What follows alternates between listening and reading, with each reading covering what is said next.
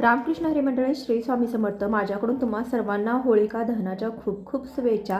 होळीच्या दिवशी अग्नीमध्ये आपल्याला कोणत्या 3 वस्तू चुकून देखील टाकायच्या नाही, जेणेकरून आपल्या घरामध्ये सुख समृद्धी येण्याऐवजी गरिबी येईल. आपल्या घरातून माता लक्ष्मी ही काढता पाय घेईल, घरामध्ये कंगाली प्रवेश करेल. त्यासाठी आपण कोणत्या 3 वस्तू होळीच्या अग्नीमध्ये टाकू नये, यासोबत होळीची पूजा कोणत्या प्रकारे आज आपण करायची नाही. होळीचे पावन पर्व आता उद्यावर येऊन थांबलेलं आहे, तर तुम्हाला ही माहिती देत आहे, जेणेकरून वेळेपूर्वीच तुम्ही हे सगळं साहित्य जे आहे तर ते आणून ठेवा. आपली किस्मत बदलू शकाल. तर यावर्षी होळीच्या तिथीला घेऊन काही प्रश्न पडलेले आहेत. हिंदू पंचांगानुसार फाल्गुन शुक्ल पक्षाच्या पौर्णिमेची तिथी ही 2 मार्च 2026 रोजी सायंकाळी 5:55 सुरू होत असून 3 मार्च 2026 रोजी सायंकाळी 5:07 संपत आहे. त्यामुळे आपल्याला होलिका दहन हे 2 मार्च सोमवार या दिवशीच करायचे आहे. सायंकाळी 6:40 ते 9:10 आपल्याला होलिका दहन जे करायचं आहे.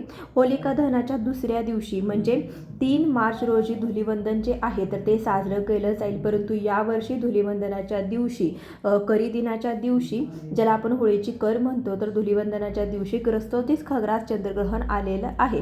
त्यामुळे तुम्ही फाल्गुन कृष्ण प्रतिपदा तिथी जी आहे तर ती 4 तारखेला आहे. त्यामुळे तुम्ही धुलीवंदन जे आहे तर ते 4 तारखेला साजरं करायचं आहे. 3 तारखेला ग्रहणामध्ये धुलीवंदन जे आहे तर ते साजरं केलं जाणार नाही. हिंदू धर्म परंपरामध्ये होळीचा सण हा वाईटावरती चांगल्याचा विजय प्राप्तीचा प्रतीक मानला गेला आहे. होळीचा महापर्व खुशी, सुख, समृद्धी, धन, ऐश्वर्य, रंगाशी, प्रेम संबंधाशी जोडलेलं आहे. होळीच्या रात्रीला दैविक शक्तीची रात्र असं देखील म्हणलं जातं. या दिवशी असुरी शक्तींचा नाश होतो आणि दैवी शक्तींचा उदय होतो. याने दारिद्र्याचे नाश करण्याचा, जीवनातील सुरू असलेल्या सर्व प्रकारच्या समस्या अडचणींना संपवण्याचा, दुःख, त्रास अशा सर्व परेशानीपासून सुटका मिळवण्याचा सर्वात चांगला शुभ दिवस मानला जातो. शास्त्रामध्ये नक्षत्र विद्येमध्ये होळीच्या रात्रीला सिद्धीची रात्र असं देखील बोललं गेलं आहे. या दिवशी नकारात्मक आणि सकारात्मक ऊर्जा दोन्ही खूपच सक्रिय असतात. त्यामुळे बरीचशी लोक प्राचीन काळापासून या दिवशी सिद्धी देखील प्राप्त करण्यासाठी उपाय देखील करत असतात. होळीच्या रात्री आपण जी काही साधना करतो तर ती फलदायी सिद्ध होत असते. अगदी 100% केलेले जे उपाय आहे तर ते सिद्ध होऊन जातात. या दिवशी तुम्ही कोणत्याही देवीदेवतेच्या साधनेला सिद्ध करू शकता. आजच्या या व्हिडिओमध्ये मी आपणास सांगणार आहे होळीच्या पावन पर्वामध्ये केले जाणारे काही असे प्रभावशाली उपाय, ज्यांना तुम्ही येणाऱ्या 9 वर्षामध्ये सुखसमृद्धीच्या सर्व खुशींना ऐश्वर्य प्राप्त करू शकता. तसेच तुमचे दुःख आणि दारिद्र्य समस्या ज्या सुरू आहेत तर त्या तुमच्या आयुष्यामध्ये जे काही कष्ट तुमच्या आयुष्यामध्ये आहे तर ते देखील तुम्ही संपवू शकता. पण काय तुम्ही हे जे जाणता का की होळीमध्ये 3 वस्तू कधीही अर्पण करू नये, याने उलट तुम्ही बर्बाद होऊ शकता. या व्हिडिओच्या माहितीला अगदी शेवटपर्यंत बघा, त्यामुळे तुमच्यासाठी हा व्हिडिओ फायदेशीर ठरणार आहे. माहिती फारच सुंदर आहे. हिंदू धार्मिक शास्त्राच्या अनुसार मानलं जातं की होळीच्या दहनाच्या वेळी होळीच्या अग्नीमध्ये तुटलेला खराब झालेला ऊस कधीही अर्पण करू नये. याने उलटा तुमच्या होळी मातेचा तुम्हाला श्राप लागू शकतो. तुटका ऊस पूजापाठामध्ये वापरला जात नाही. यांनी होळी माता जाता जाता तुम्हाला श्राप देऊन जाऊ शकते. तुमच्या घरामध्ये गरिबीचा वास होऊ शकतो. शास्त्रामध्ये असं म्हटलं जातं की जेव्हा होळीचं दहन केलं जातं तेव्हा होळीच्या अग्नीमध्ये पवित्र वस्तूंना टाकलं पाहिजे. जेव्हा तुम्ही अग्नीमध्ये ऊस टाकाल तेव्हा त्या ऊसावरती हिरवीगार शाबूत पाने असायला हवीत, कारण की पूजापाठामध्ये अर्धवट वस्तूंचा वापर केला जात नाही. अर्धवट वस्तू वापरल्याने अर्धवटच फळ आपल्याला प्राप्त होत असते. त्यामुळे अख्खा ऊस आपल्याला परिपूर्ण अवस्थेत असलेला अख्खा ऊस या दिवशी आपल्याला होळीमध्ये टाकण्यासाठी वापरायचा आहे. तुटका फुटका ऊस आपण अजिबात वापरायचा नाही. नेहमी लक्षात ठेवा, होळी दहनाच्या अगोदरच आपल्याला ऊस जो आहे तर तो घरामध्ये अवश्य आणून ठेवायचा आहे. ऊसाची संख्या 2, 5 किंवा 7 असली पाहिजे. होळीच्या पवित्र अग्नीमध्ये आपण पाणीवाला सोललेला नारळ अर्पण करू नये. याने तुम्ही पापाचे भागीदार होऊ शकता. नेहमी अखंड सुका नारळच आपल्याला होळीच्या अग्नीमध्ये अर्पण करायचा आहे. पाणीवाळा नारळ होळीच्या अग्नीमध्ये चुकून देखील टाकू नका. होळीच्या दहनामध्ये सुका नारळच टाकला पाहिजे की जो तुम्हाला स्क्रीनवरती दिसत आहे, कारण की नारळाला अग्नीमध्ये टाकण्यापूर्वीच या नारळावरती संपूर्ण घरातल्या कुटुंबातील परिवारातील सदस्यांचा हाताचा स्पर्श अवश्य करायचा आहे. असं केल्याने होळी घरातील किंवा घरातील सदस्यांवरील जी काही नकारात्मकता आहे तर ती या होळीमध्ये नष्ट होऊन तुम्हाला धन वैभवाने मालामाल करू शकते. पूजेदरम्यान तुम्ही नारळ जो आहे तर तुम्ही फोडू शकता, परंतु अग्नीमध्ये कधीही टाकू नका. सुका अखंड नारळ, सुका नारळच आपल्याला होळीमध्ये टाकायचा आहे.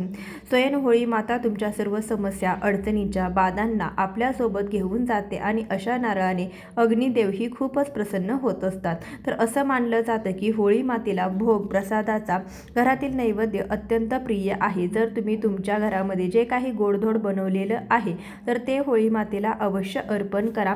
पण लक्षात असू दे की पुरणपोळीच्या प्रसादाचा नैवेद्य दाखवते वेळी पुरणपोळीची संख्या ही 3 असता कामा नये. एक तर 2 असावी, नाही तर मग 5, 4 किंवा 11, 21 पोळ्यांचा तुम्ही नैवेद्य दाखवू शकता, परंतु याची संख्या 3 असता कामा नये. तसेच होळीच्या दहनामध्ये तुम्ही गोड मिठाई, बर्फीचा भोग देखील नैवेद्य म्हणून दाखवू शकता. होळीच्या दहनामध्ये आपल्याला गाईच्या गोवऱ्यापासून बनवलेल्या ज्या शेणी असतात तर त्या देखील अग्नीमध्ये अर्पण केल्या पाहिजेत. तसेच होळीच्या अग्नीमध्ये तुम्ही हिरव्या चण्यांची, जी हरभऱ्यांची, गव्हाची, भाताची ज्या पाती असतात, कोणत्याही घरामधील शेतातील जे नवीन पीक असतं, धान्य असतं, तर ज्याच्या त्या लोंब्या असतात, गव्हाच्या लोंब्या असेल, ज्वारीचं कणीस असेल, जे काही तुम्हाला तुमच्या घरामध्ये, तुमच्या शेतामध्ये आलेलं असेल, तर असं धान्य तुम्हाला या अग्नीमध्ये टाकायचं आहे. त्यामुळे तुमच्या घरामध्ये अन्नधान्याची कधीही कमतरता भासणार नाही. शास्त्राच्या अनुसार असं मानलं जातं की जर तुम्हाला मासिक पाळी आली असेल तर अशामध्ये तुम्ही होळीच्या दहनाची पूजा करू नका. इतर व्यक्तीकडून किंवा घरातील इतर सदस्यांकडून तुम्ही होळीची पूजा जी आहे तर ती करू शकता, परंतु मासिक पाळीच्या दरम्यान होळीच्या दहनाजवळ जाता कामा नये. तुम्ही लांबूनच होळीच्या दहनाला पाहू शकता. तुम्ही तुमच्या वतीने कोणा दुसऱ्याकडून पूजापाठ करून घेऊ शकता. असं केल्याने देखील तुमच्या फळाची प्राप्ती ही अवश्य होईल. फक्त होळीच्या अग्नीमध्ये तांदळाचे बनवलेले पापड तसेच कच्चे तांदूळ हे अवश्य अर्पण केले पाहिजेत. होळीच्या दहनामध्ये तांदूळ अर्पण केल्याने धनाची प्राप्ती होते. तुमच्या घरामध्ये जेवढी पण गरिबी आहे तर ती सर्व नष्ट होऊन जाईल. तर या दिवशी तुम्ही कचरी, पापड वगैरे होळीच्या दहनामध्ये अवश्य अर्पण केले पाहिजेत. यांना होळीच्या दहनापूर्वी उष्टे करू नये. जे काही तुम्ही कचरे, पापड, कुरवड्या जे काही बनवलेल्या असाल तर ते होळीच्या दहनामध्ये अवश्य अर्पण केल्या पाहिजेत. त्याने घरातील दहनामध्ये कधीही कोणतीही कमतरता भासत नाही. होळीच्या दहनापूर्वी होळीच्या अग्नीला बिना नैवेद्य दाखवल्याशिवाय पुरणपोळी खाता कामा नये. जेव्हा तुम्ही होळी मातेला भोग प्रसादाचा नैवेद्य दाखवाल तेव्हाच नंतर तुम्ही त्याचे सेवन करू शकता आणि पूर्ण घर, कुटुंब, परिवारात सर्वांनी एकमेकांना या पुरणपोळ्या अवश्य भरवल्या पाहिजेत. याने आपापसातील स्नेह संबंध मजबूत होतात. नेहमी लक्षात ठेवा, होळी मातेला पुरणपोळीचा नैवेद्य दाखवल्यानंतर छोट्या कन्या मुलींना पुरणपोळीचा अवश्य भरवल्या पाहिजेत आणि काही दक्षिणाही दिली पाहिजे. असं केल्याने नवदुर्गा माता राणीचा आशीर्वाद तुमच्यावरती कायम बनून राहतो. तर या दिवशी गाईलाही भोग आपल्याला म्हणजे प्रसाद आवर्जून दाखवायचा आहे, अवश्य भरवायचा आहे. या दिवशी तुम्ही गाईला पुरणपोळीचा वगैरे गोडाधोडाचा पदार्थ अवश्य भरवा. गाईला प्रसाद भोग भरवल्याने कित्येक जन्मांतरांची पिढी असेल तर पिढी असेल तर सुखसमृद्धी राज्य करत असते. असं केल्याने सर्व 33 कोटी देवी देवतांनाही भोग प्रसादाचा नैवेद्य प्राप्त होऊन ते तृप्त होऊन जातात आणि प्रसन्न होऊन तुम्हाला आशीर्वाद देत असतात. तर या दिवशी बाकी काही तुम्ही करा अथवा करू नका, परंतु गोमातेला पुरणपोळीचा भोग नैवेद्य जो आहे तर तो आवर्जून भरवावा. याने होळी मातेची कृपा, आशीर्वाद तुमच्यावरती कायम राहील. सोबतच 33 कोटी देवी देवताही तुमच्यावरती नेहमी प्रसन्न राहतील. होळी दहनाच्या वेळी तुम्हाला काहीही करणं शक्य झालं नाही तर होळी दहनाची शिल्लक राहिलेली जी राख आहे तर ती तुम्हाला घरी न विसरता आवर्जून घेऊन जायची आहे. पूर्व परिवारातील सदस्यांच्या मस्तकी ही राख जी आहे तर ती लावायची आहे. तसेच तुम्ही ही राख जी आहे तर ती एका कपड्यामध्ये बांधून नेहमी घरामध्ये सांभाळून ठेवा. लहान मुलांच्या मस्तकीला तुम्ही ती लावा, जेणेकरून मुलांना दृष्ट, वाईट नजर दोष लागले असतील, त्यांच्यावरती वाईट नजर दोष असतील, तुमच्या मुलांच्या जवळ एखादी भटकणार नाहीत. तसेच होळीच्या राखेला तुम्ही कपड्याची पोटलीप्रमाणे बांधून दुकानाच्या गल्ल्यामध्ये किंवा मग तुमच्या घराच्या लॉकरमध्ये देखील तुम्ही ठेवू शकता. याने तुमच्या घरामध्ये धनाची उन्नती होत असते. याने तुमच्या घराच्या, दुकानाच्या बरकतीला कोणाचीही वाईट नजर जी आहे तर ती लागत नाही. फक्त होळीच्या राखेपासून तुम्ही बरेचसे काही प्राप्त करू शकता, जसं की धन, दौलत, सुख, समृद्धी ही प्राप्त करू शकता. नकारात्मक ऊर्जा ही पूर्णपणे नष्ट होऊ शकते. फक्त मानलं जातं की होळीच्या दिवशी सफेद वस्तू कोणाकडून चुकून देखील घेता कामा नये, कारण की या दिवशी जादूटोणा टोटके हे प्रभावशाली मानले जातात. बऱ्याच वाईट क्रिया ज्या आहेत तर ती या दिवशी केल्या जातात. सर्वाधिक प्रमाणामध्ये ज्या काही क्रिया असतात त्या होळीच्या रात्रीला केली जाते. यावेळेस काही वाईट क्रिया असतात ज्या केल्या जातात. त्यामुळे सफेद वस्तू ज्या आहेत ते तुम्ही कोणाकडून खाऊ नका. कोणी काळी जादू करत असतो, त्यामुळे तुम्ही या होळीच्या दिवशी सफेद वस्तू कोणाकडून चुकून देखील घेऊ नका.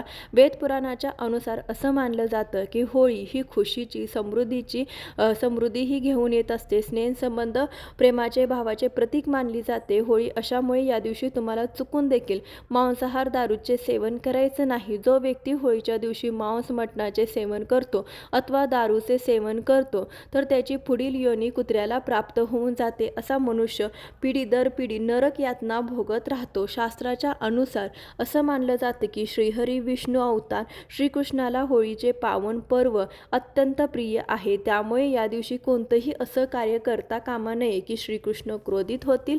या दिवशी कधी कोणास शिवीगाळ सुद्धा करू नका. स्त्रियांचा अपमान करू नका. या दिवशी सकाळी अंथरुणावरूनच लवकर उठावे. या दिवशी जास्त वेळ झोपून राहू नये. तसेच या दिवशी ब्रह्मचर्याचे पालन करावे.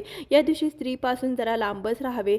पुराणाच्या अनुसाराने असं मानलं जातं की या होळी दिवशी आपण नक्की खेळली पाहिजे. होळीचा रंग कित्येक प्रकारच्या नकारात्मकतेला आपोआपच नष्ट करतो. त्यामुळे जो कोणी व्यक्ती शुद्ध अंतःकरणापासून प्रेम भावनेने होळी खेळतो अशा व्यक्तीवरती होळी मातेचा शुभ कृपा आशीर्वाद हा कायम बनत असतो. होळी हा एक पवित्र सण आहे आणि अपवित्र करणारा व्यक्ती कित्येक काळापर्यंत श्रीहरी कृष्ण देवतांच्या श्रापाचा भागीदार बनू शकतो. त्यामुळे होळीचे पावन पर्व शुद्ध आणि अंतःकरणापासून प्रेम व स्नेह भावनेने आपण सुख, समृद्धी आणि आनंदाने साजरे केले पाहिजे. तसेच होळीच्या दहनाच्या वेळेस तुम्ही जी पूजा करणार असाल तर पूजा करते वेळेस आपण आपलं डोकं जे आहे तर ते झाकून ठेवावं. म्हणजे स्त्रियांनी डोक्यावरती पदर घ्यावा, पुरुषांनी डोक्यावरती टोपी किंवा रुमाल ठेवावा. कारण की या दिवशी खूप जास्त प्रमाणामध्ये वाईट शक्ती जी असते तर ती सक्रिय असते. त्यामुळे आपले डोके झाकावे. त्यामुळे आपल्यावरती कोणत्याही नकारात्मक शक्तीचा प्रभाव होऊ नये, होत नाही. तसेच या दिवशी काळ्या रंगाचे वस्त्र परिधान करू नये. काळा रंग हा अशुभ आहे असं मी म्हणत नाही, परंतु काळा रंग जो आहे तर तो वाईट शक्तीच्या आहे तर ते जास्त प्रमाणामध्ये आकर्षित करत असतो. त्यासाठी या दिवशी काळ्या रंगाचे वस्त्र जे आहे तर ते चुकून देखील परिधान करू नये. याऐवजी तुम्ही शुभ रंगाचे कपडे जे आहे तर ते परिधान करून होळीची पूजा जी आहे तर ती करायची आहे. आजच्या व्हिडिओमध्ये बरीचशी माहिती देण्याचा प्रयत्न केलेला आहे. व्हिडिओ आवडला असेल तर व्हिडिओला एक लाईक नक्की करा. जास्तीत जास्त लोकांपर्यंत शेअर करा. भेटूया अशाच एखाद्या व्हिडिओसोबत. तोपर्यंत धन्यवाद.